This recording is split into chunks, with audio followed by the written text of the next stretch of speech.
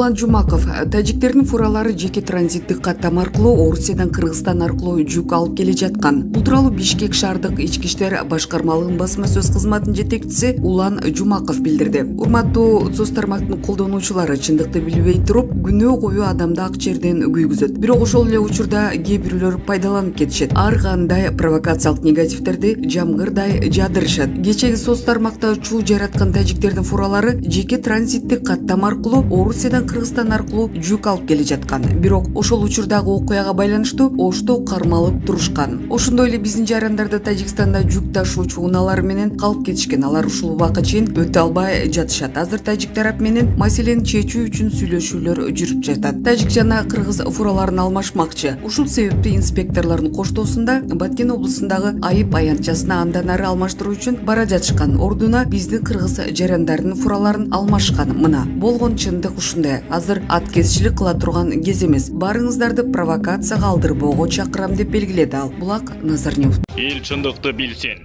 Сапар Исаковду Кудайга теңип элди бетбактык менен алдоо башталды. Алдамчылыктын анатомиясын бала кезинен үйрөнгөн Сапар Исаков ким бийлик башында турса да кубулуп турчу. Жээнбеков аны кубултканга жеткизбей эле желкеден кармап, тест боюнча кустурганы жаткан, бийлик алмашып кетип, Сапар Исаков житип жоголду. Ийне жоголду деп илгери издөө жүргүзсө эми Сапар Исаков житип жоголду деп тиешелүү органдар издемиш болгон менен ал Газпромдун учагы менен Орусияга барып жабышып, бүгүн акактап аптыга Кремлдин канын сороо баштады. Акаевдин убагында ал балакай болчу, жоштон окуп, ошол жактан иштеп жүргөн. Андан кийин аны жердеши Жекшенкулов көтөрмөлөп, тышкы иштер министрге алып келген. Максимге жагып, Цариде маалыматты тейлеп, журналисттер менен жакшы ымалаш болгон. Убактылуу өкмөт учурунда Царини сатып Атамбаевдин оң колуна айланган. Сапар Исаков турганда азыркы бийликке альтернатива бар. Октябрда болгон башаламандыкты басып, өкмөт башына Садыр Жапаров келет. Эл шайлап президент кылган Сооронбай Жээнбековго угушуусуча Орусиянын президенти Владимир Путин биз эми баш аякта жыйып мамлекет башына киши тандагы чейин 15-20 күн бийлик башынан тура тур деген экен. Арине, ал убакты күтпөй Сооронбай Жээнбеков мамлекет башынан кетет. Америка Кошмо Штаты уюштурган башаламандыктан соң мамлекет башына Садыр Жапаров келет. Эмне үчүн Орусия ал президенттик шайлоодон өткүчү назар салган жок. Биринчиден, Орусия президенттик шайлоонун жыйынтыгын күттү. Экинчи, тышкы иштер министринин ордун тартып алган Бабановчыл Руслан Казакбаев Садыр Жапаров менен Путиндин ортосуна жик салыш үчүн Москвага иш сапары менен барганда дипломатиялык эмес, улутчулдук сезимдерин көрсөткөн. Ага Жапаровдун бийликтен жыдып, Атамбаев колдогон Сапар Исаковдун келиши кызык болгон. 3-октябрда башаламандыкты Америка Кошмо Штаты уюштурган. Анткени Жээнбековдун бийлиги АКШ таңуулаган келишимди колдобой, кол койбой койгон. Америка Кошмо Штаты өз кишилерин бийликке алып келген. Акырындык менен барын Садыр Жапаров бийликтен сүрүп чыгарды. Америка Кошмо Штаты уюштурган башаламандыктан соң бийлик башына келген Садыр Жапаровду Бабановчыл, Казакбаев улутчул катары көрсөтүп жатса, Кремль жактырган деле эмес. 4-чө, Кремль Миллер тарабынан Сапар Исаковду Москвага алып келип, аны Америка Кошмо Штатына каршы таптай баштаган. Ушундай себептерден улам Кремль 3-4 ай Кыргызстанга көңүл бөлбөй турган. Садыр Жапаров президент болор менен биринчи иш сапарын Москвадан баштады. Бул Путинге майдай жакканы менен президенттик шайлоо менен алып урушуп жүргөн Вашингтонго жаккан жок. Ошондуктан алар Афганистандан жаа бою катышып Борбор Азия мамлекеттерин каламанга салып беребиз деп турушат. Талибандардын деле баштары бар апийимден миллиарддаган байлык топтоп жатса, бул жакка чуу салып эмне кылат? Анын үстүнө Путиндин Борбор Азия өлкөлөрү менен Шанхай кызматташтык уюму ЖКУнун боюнча кызматташтыгы бар.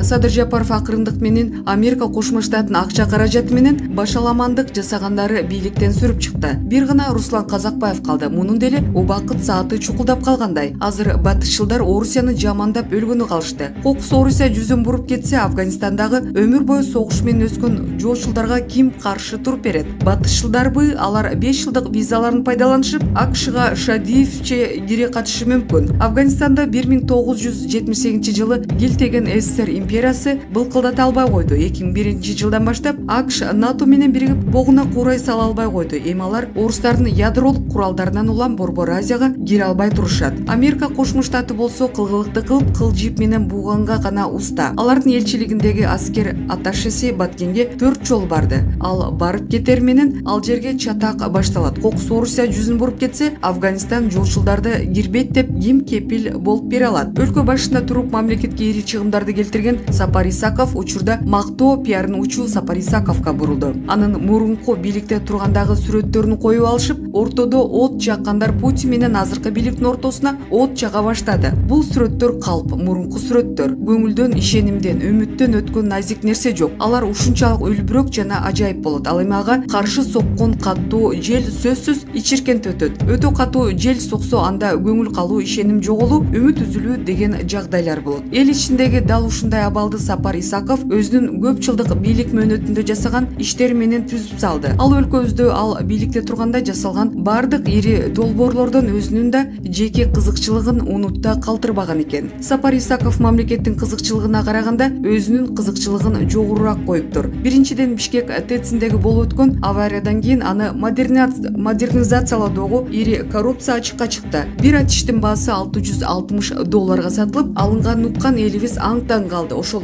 ТЭЦтин ачылышында Атамбаев айрымдар чет мамлекеттерден кредит албаш керек дешет. Муну айткандар эл душмандары кредит алгандан коркпош керек деп көпүлдөгөнүн бир эстедик. Ошентип Кытай салган сыйыртмак 1 миллиард 700 миллионго жетти. Албетте, кредит алынганына эч ким каршы эмес эле. Бирок ошол кредитти максаттуу пайдаланбай, жарымыздан көбүн жан жөкөрлөр менен бөлүштүрүп алганына жол болсун дешти элибиз. ТЭЦтин артынан Сапар Исаков башында турган тарых музейин реконструкциялоодогу коррупциянын изи чыкты. Дегенде ага сатылып алынган жыгач аттын баасы 14 000 евродон экендерсе, аягында анын баасы 22 000 евродон болгонун билдик. Мындай эрдикти жасоого жол берген үчүн ошол эки жыгач аттын бирөөсүн Атамбаевка, экинчисин Сапар Исаковго мингизип туруп түрмөнүн төрүнө отургузуп коюшкан. Себеби Сапар Исаков тарых музейин кымбат гранит, мрамор таштарды сыйрып, ордуна жасалма плиталарды чапташып, сыймыктануу менен талкаласа, аны аша сыймыктануу менен карап тургандыктан, анан аларга сыймыктануу менен эки жыгач аттуу мингизип камап салышты эле. Сапар Исаков дикилдеп качып Кремльге жашынып алды. Эми булардын артынан датка Кем Лептин курулушундагы сарпталган каражатты иликтөө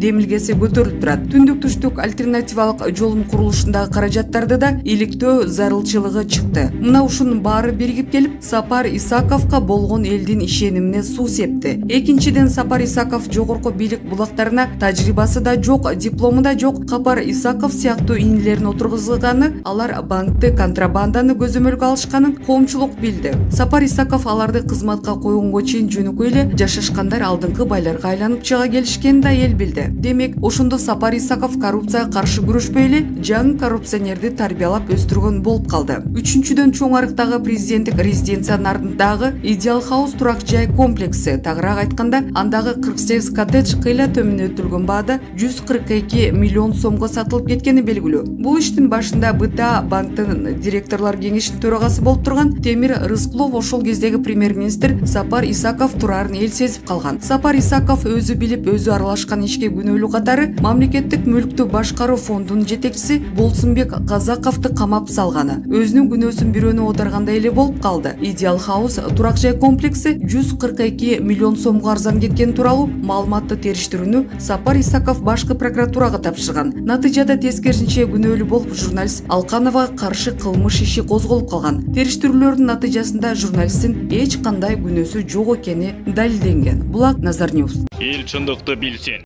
Эмилбек Каптагаев мөңгүлөр биздин жардам менен жок кылынган. Мындай пикирди коомдук ишмер Эмилбек Каптагаев билдирди. Кумтур маселеси козголуп калгандыгына байланыштуу 3 орчундуу маселе бар. Бул маселелердин терең каралышы жана укуктук жактан жетилиши башка маселелердин чечилишин шарттайт. Биринчи, 2003-2004 жылдардагы Кумтөр кенин реструктуризациялоодогу Кыргыз Республикасынан жасалган кыянаттыкты иликтөө. Бул маселе боюнча кылмыш ишин ачуу, күнөөлөрдү жоопко тартуу. Ошол кыянаттык иштин натыйжасында Кумтөрдөгү биздин үлүш 67%дан 33%га түшүп, кен байлыкты башкаруу укугунан ажыраганбыз. Экинчи, 2008-2009 жылдардагы Кумтөр алтын кенин иштетүүдөгү мурдагы кыянаттыкты андан ары бекемдөө, жогорку кеңеш аркылуу мыйзамсыз ратификациялоо жана укуктук негиз жок болсо дагы конституциялык сотто бекитип берүү иштери боюнча дагы кылмыш ишин ачуу, кыянаттыкты уланткандарды жоопко тартуу. Үчүнчү, 2017 жылдагы Центерия менен жаңы келишимдерге кол кол коюу менен мурдагы кыянаттыкты андан ары тереңдетүү, мөңгүлөрдү эркин жок кылууга жол ачкан мыйзамды кабыл алуу боюнча дагы кылмыш иши ачылышы зарыл. Ошондой эле мөңгүлөрдү талкалоо, жол берген мыйзам жокко чыгарылып, анын демилгечилери ошол мыйзамды кабыл алып жана ишке киришкен мамлекеттик чиновниктер дагы сот жообуна тартылганы туура. Мына ушул 3 маселе чечилмеген жакында райондук соттун өкүмү менен кумтөр боюнча алынуучу акча каражаттарын өндүрүп алуу жөнүндө ойлонуунун дагы зарылчылыгы жок. Анткени ал жакта ар бир тонна топурак мөңгүнүн үстүнө биздин өкмөттүн уруксаты менен төгүлгөн. Мөңгүлөр биздин жардам менен жок кылынган. Тилекке каршы бул ачуу чындык дейт коомдук ишмер Булак Назарнёвс.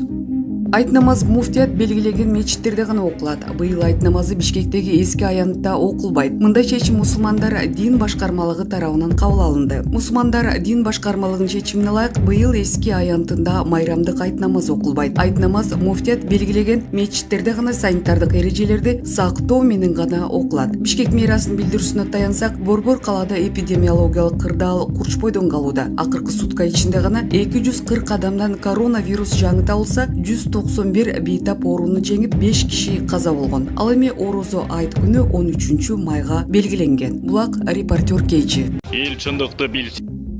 Кытай чоң суммада грант берет жана тышкы карызды төлөө мөөнөтүн узартканы үчүн кошумча төлөм талап кылбайт. Кытай эл республикасынын тышкы иштер министри мамлекеттик кеңешинин мүчөсү Ван И Кытай тараптан Кыргыз республикасынын мамлекеттик тышкы карызын төлөө мөөнөтүн узартканы үчүн кошумча төлөп талап кылбай тургандыгы тууралуу чечимин билдирди. Кыргыз республикасынын тышкы иштер министринин маалымдагандай, Кытай тарап мындай чечимди Сиань шаарында Кыргыз республикасынын тышкы иштер министри Руслан Казакбаевдин мамлекеттик кеңештин мүчөсү Кытай эл республикасынын тышкы иштер министри Ван И менен жолугушуу учурунда айтты. Министрдин Ван И Кыргыз республикасынын Кыргыз-Тажик мамлекеттик чек арасындагы жаңжалды тынчтык жолу менен чечүүдөгү аракетин жогору баалады. Тараптар аймактагы тынчтыкты жана ынтымакты сактоо, Борбор Азияда коопсуздук жана туруктуулукту камсыздоо, жаралган маселелерди сүйлөшүүлөр жолу менен чечүүгө умтулуу аймактар аралык кызматташтыкты мындан ары тереңдетүү үчүн чечүүчү мааниге ээ экендигин бирдиктүү болушту. Кытай тарап муктаждыктар жана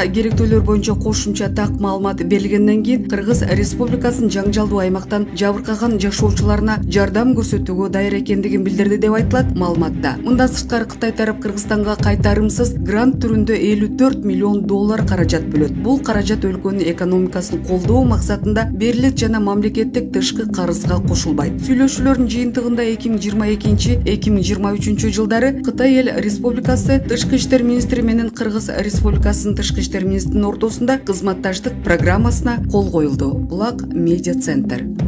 Башкы прокуратура экологияга зыян келтиргени үчүн дагы бир алтын кенди айыпка жыкты. Прокурордук текшерүүдө Кыргызстан жаратылышына өзгөчө ири өлчөмдөгү зыян келтирилгендиги аныкталды. Бул тууралуу башкы прокуратуранын басма сөз кызматы билдирди. Кыргыз республикасынын жер кодексине ылайык айыл чарбасын жана токой чарба өндүрүшүн жоготуулардын ордун толтуруунун аркы Кыргыз республикасынын өкмөтү белгилеген тартипте укук ырастоочу документтерди бергенге чейин жер казынасын пайдалануучу тарабынан төлөнөт. Жалал Абад облустук прокуратурасы тарабынан жүргүзүлгөн текшерүү учурунда Тоо кен тармагындагы ЧЗ Жабык акционердик коомуна айыл чарба жерлерин жоготуулар үчүн акча каражатын төлөбөгөндүгүнө карабастан кадастр мамлекеттик мекемесинин Чаткал филиалы аталган компанияга өндүрүш үчүн убактылуу жер пайдаланууга күбөлүк жана 726 гектар жер тилкесин берип жиберген. Аны менен катар Кыргыз республикасынын өкмөтүнүн 2016 жылдын 5 январындагы токтому менен бекитилген айыл чарба жерлерин которууда, трансформациялоодо, айыл чарба өндүрүшүн жоготуулардын ордун толтуруу наркын ченемдерин бузуу менен кадастр мамлекеттик мекемесинин жогорудагы филиалы тарабынан жоготуулар менен алынбай калган пайда 4.624.620 сом деп эсептелинген. Бирок Кыргыз республикасынын өкмөтүнө караштуу экологиялык жана техникалык коопсуздук боюнча мамлекеттик инспекциянын Аксы, Алабука жана Чаткал райондору боюнча башкармалыгынын билдирүүсүнө ылайык айыл чарба жоготуулардын жана алынбай калган пайданын өлчөмү 133.739.682 сом экендиги такталган. Ошол себептен облустук прокуратура тарабынан ЧЗ Жабык акционердик коому жана кадастр мамлекеттик мекемесинин Чаткал филиалы менен биргеликте мамлекеттин пайдасы үчүн айыл чарба жоготууларын өз убагында төлөбөгөндүктөрү жана алынбай калган пайданы өндүрүү үчүн сотко доо арыз киргизилген. Чаткал райондук соту тарабынан доо арыз жарым жартылай канааттандырылып, жогорудагы тараптардан 103.307.003 сом өндүрүү жөнүндө чечим чыкты. Булак медиа центр.